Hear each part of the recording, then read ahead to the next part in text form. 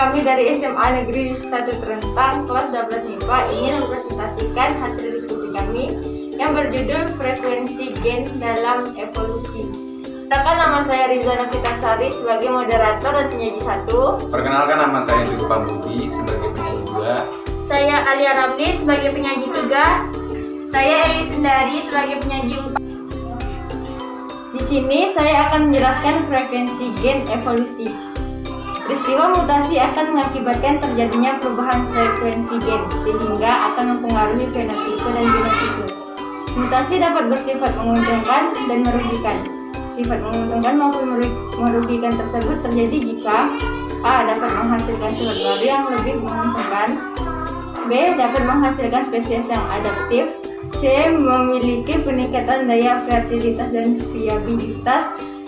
Selain menguntungkan, ada kemungkinan mutasi bersifat merugikan, yaitu menghasilkan sifat-sifat berkebalikan dengan sifat-sifat atas. Untuk mengetahui angka laju mutasi, faktor-faktor yang mempengaruhi frekuensi gen. 1. Seleksi. Seleksi merupakan suatu proses yang melibatkan kekuatan-kekuatan untuk menentukan ternakal mana yang boleh berkembang biak pada generasi selanjutnya. Kekuatan-kekuatan itu bisa dikontrol sepenuhnya oleh alam yang disebut seleksi alam. Jika kekuatan itu dikontrol oleh manusia, maka proses disebut seleksi buatan. Macam seleksi itu akan merubah frekuensi gen yang sangat relatif terhadap alelnya. Laju perubahan frekuensi pada seleksi buatan jika dibandingkan dengan seleksi alam. Untuk mendemonstrasikan peran seleksi dan dalam mengubah frekuensi gen, diambil suatu contoh populasi yang terdiri dari beberapa ribu sapi yang bertanduk dan yang tidak bertanduk. Jika diasumsikan bahwa frekuensi gen yang bertanduk dan yang tidak bertanduk pada populasi tersebut masing-masing 0,5 bila terjadi kawin acak, maka sekitar 75% dari total sapi yang ada tidak bertanduk dan 25% bertanduk. Dari 75% sapi yang tidak bertanduk, sebanyak sepertiga bergenotip homozigot dan 2/3 bergenotip heterozigot. 2. Mutasi. Mutasi adalah suatu perubahan kimia gen yang berakibat berubahnya fungsi gen. Jika gen mengalami mutasi dengan kecepatan tetap, maka frekuensi gen akan sedikit menurun, sedangkan frekuensi alel akan meningkat. Laju mutasi bervariasi dari suatu kejadian mutasi ke kejadian mutasi lain. Namun, laju relatif rendah, kira-kira 1 dalam 1 juta pengadaan gen. Sebagai gambaran, diambil contoh frekuensi gen merah pada sapi Angus, yaitu antara 0,05 sampai 0,08. Jika terjadi kawin acak, maka akan dijumpai 25 sampai 64 ekor sapi merah dari setiap 10.000 kelahiran. Anak sapi yang berwarna merah dan juga tetua yang heterozigot akan dikeluarkan dari peternakan. Secara teoritis, frekuensi gen merah akan menurun mendekati angka 0. Namun, kenyataan frekuensi gen merah tetap antara 0,05 sampai 0,08 dari suatu generasi ke generasi berikutnya. Hal itu bisa dijelaskan dengan menggunakan teori mutasi. Diduga bahwa laju mutasi gen hitam menjadi gen merah sama dengan laju seleksi terhadap gen merah sehingga tercapai suatu keseimbangan. Selanjutnya akan dijelaskan oleh Enrico Pambudi. 3. Percampuran populasi. Percampuran dua populasi yang frekuensinya berbeda dapat mengubah frekuensi gen tertentu. Frekuensi gen ini merupakan rataan dari frekuensi gen dan dua populasi yang bercampur. Jika seorang peternak memiliki 150 ekor sapi dengan frekuensi tanduk sama dengan 0,95, bila terjadi kawin acak, maka sekitar 90% dari sapi-sapinya akan bertanduk. Selanjutnya, jika diasumsikan bahwa ada 6 pejantan baru yang diasumsikan ke peternak untuk memperbaiki mutu gen ternak-ternak yang ada dari 6 pejantan, dimasukkan yang tidak bertanduk homozigot.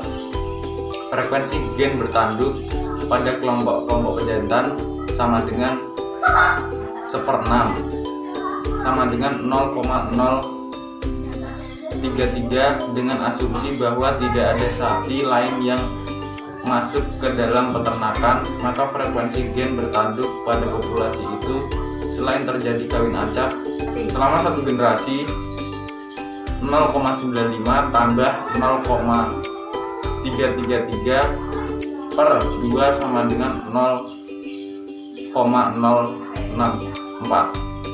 4. Silang dalam inbreeding dan silang luar outbreeding. Silang dalam merupakan salah satu bentuk isolasi secara genetik. Jika suatu populasi terisolasi, silang dalam cenderung terjadi karena adanya keterbatasan virus dalam proses perkawinan. Jika silang dalam terjadi antara grup ternak yang tidak terisolasi secara geografis, maka pengaruhnya juga yang sama. Oleh sebab itu, silang dalam merupakan suatu isolasi buatan. Sebenarnya, silang dalam tidak merubah frekuensi gen awal saat proses silang dalam dimulai. Jika terjadi perubahan frekuensi gen, maka perubahan itu disebabkan populasi yang memiliki rasio jenis kelamin yang sama dengan frekuensi gen pada suatu lokus yang sama pada kedua jenis kelamin. Maka frekuensi gen tidak akan berubah akibat pengaruh langsung silang luar. 5.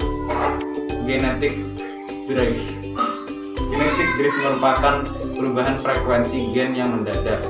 Perubahan frekuensi gen yang mendadak biasanya terjadi pada kelompok kecil ternak yang dipindahkan untuk tujuan pemulihan ternak atau dibiarkan. Jika kelompok ternak diisolasi dari kelompok ternak aslinya, maka frekuensi gen berbentuk pada populasi baru dapat berubah. Perubahan frekuensi gen yang mendadak dapat pula disebabkan oleh bencana alam. Misalnya, mati sebagian besar ternak memiliki gen tertentu. Materi berikutnya akan dibacakan oleh Alia. Hukum Hardy-Weber sebagai pendukung terjadinya evolusi. Definisi hukum Hardy-Weber. Asas Hardy-Weber menyatakan bahwa frekuensi alel dan frekuensi genotipe dalam suatu populasi akan tetap konstan, yaitu berada dalam kesetimbangan dari satu generasi ke generasi lainnya, kecuali apabila terdapat pengaruh-pengaruh tertentu yang mengganggu kesetimbangan tersebut. Pengaruh-pengaruh tersebut meliputi perkawinan tak acak, mutasi seleksi, ukuran populasi terbatas, hanyutan genetik, dan aliran gen. Adalah penting untuk dimengerti bahwa di luar laboratorium, satu atau lebih pengaruh ini akan selalu ada. Oleh karena itu, kesetimbangan Hardy-Weber sangatlah tidak mungkin terjadi di alam. Kesetimbangan genetik adalah suatu keadaan ideal yang dapat dijadikan sebagai garis dasar untuk mengubah perubahan genetik. Frekuensi alel yang statis dalam suatu populasi dari generasi ke generasi mengonsumsi adanya perkawinan acak, tidak adanya mutasi, tidak adanya migrasi ataupun emigrasi. Populasi yang besarnya tak terhingga dan ketiadaan tekanan seleksi terhadap sifat-sifat tertentu. Contoh paling sederhana dapat terlihat pada suatu lokus tunggal beralel ganda. Alel yang dominan ditandai A besar dan yang resesif ditandai A kecil. Kedua frekuensi alel tersebut ditandai P dan Q secara berurutan. Frekuensi A besar sama dengan P frekuensi A kecil sama dengan Q banding P ditambah Q sama dengan 1. Apabila populasi berada dalam kesetimbangan, maka frekuensi A besar sama dengan P2. Untuk homozigot A besar dalam populasi, frekuensi A kecil sama dengan Q2. Untuk homozigot A kecil dan frekuensi A kecil sama dengan 2 PQ untuk heterozigot. Konsep ini juga dikenal dalam berbagai nama: kesetimbangan Hardy-Weber, teorema Hardy-Weber, ataupun hukum Hardy-Weber. Asas ini dinamakan dari G.H. Hardy dan Wilhelm Weber, perubahan perbandingan frekuensi gen, genotip, pada populasi. Hukum Hardy-Weber tidak berlaku untuk proses evolusi karena hukum Hardy-Weber tidak selalu menghasilkan angka perbandingan yang tetap dari generasi ke generasi. Kenyataannya, frekuensi gen dalam suatu populasi selalu mengalami perubahan atau menyimpang dari hukum Hardy-Weber. Beberapa faktor yang menyebabkan perubahan kesetimbangan hukum Hardy-Weber dalam populasi yaitu adanya hanyutan genetik atau genetic draft, arus gen atau gen flow, mutasi, perkawinan tidak acak, dan seleksi alam. Masing-masing penyebab perubahan kesetimbangan hukum Hardy-Weber atau perubahan frekuensi genetik populasi merupakan kondisi kebalikan yang dibutuhkan untuk mencapai kesetimbangan Hardy-Weber.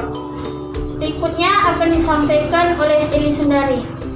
Hukum ini menyatakan bahwa dalam satu kondisi tertentu yang stabil, frekuensi gen dan frekuensi genotip akan tetap konstan dari satu generasi ke generasi dalam satu populasi yang berbiak seksual bila syarat berikut dipenuhi.